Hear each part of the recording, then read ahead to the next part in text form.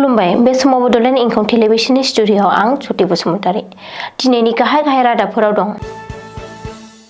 आसामनि गासैबो national park आरो सेंचुरिफोरनि मैदेर साफारिनि मासुलखौ बारायबाय। कार्बि आंलंआव लामा जाब्रबथायजों सा-3 आइजोनि जिउ खहा। रय बिनालि गिबि सानाव 4 कौटि रां खामायदों। जुबिन गार्गनोबो न्याय होगोन, इभिक्सन खालामनायाबो सोलिबाय थागोन बुंदों हिमन्त। दानिया फैदो आबुं रादाबाव।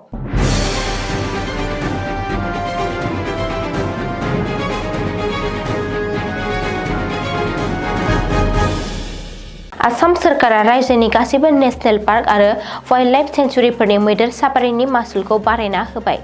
1 नबेम्बर एबा दिनैनिफ्राय गोहोम गोग्लैनाय बायदियै रायजोनि गासैबो नेशनेल पार्क आरो वाइल्डलाइफ सेंचुरिनि मैदेर साफारिनि मासुलखौ बारायनाय जादों। मख'नो गोनांदि आसामनि आबहावा, हाग्रा आरो क्लाइमेट चेन्ज बिफाना 30 अक्ट'बर खालि मोनसे नटिफिकेशन जारि खालामनानै मैदेर साफारिनि मासुल बारायनायनि बागै फोसावदों।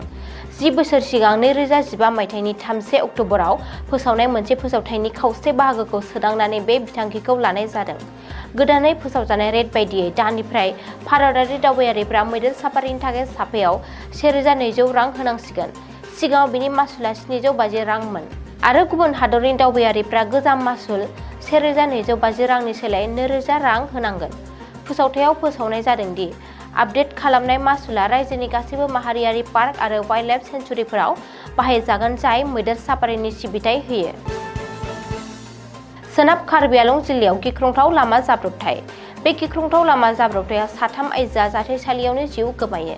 दिनै सोरांसि फुंबिलियाव जादों बे गिख्रंथाव लामा जाब्रबथाया।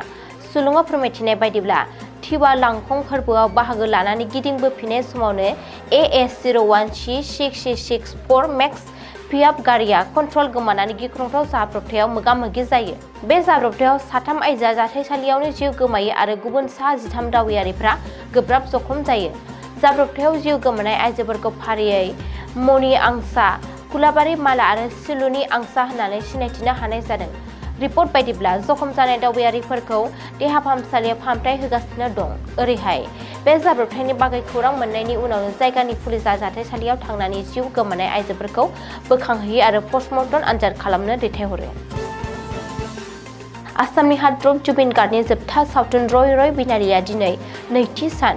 जुबिन गार्गनि लाख अनसायगिरिफ्रा नेनानै थानाय जुबिननि जोबथा सावथुन रय बिनालिया शुक्रबारखालि रिलिज जाबाय।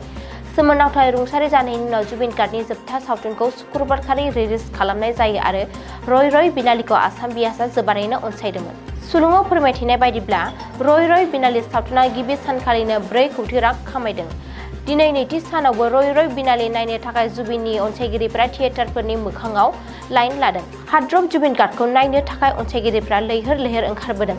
2थि सानाव दिनैबो फुंनि 5 रिंगानिफ्रायनो गुवाहाटी नोगोरमाजों लोगोसे रायजोनि गुबुन जायगानि थियेटारफोरा गिबि श'खौ दिन्थिनाय जादों। मख'नो गोनांदि रय बिनालि सावथुनखौ नायनानै माखासे सुबुंफ्रा गोसो बायग्लिनाय आरो इमोसनेल जानायखौ नुनो मोन्दों।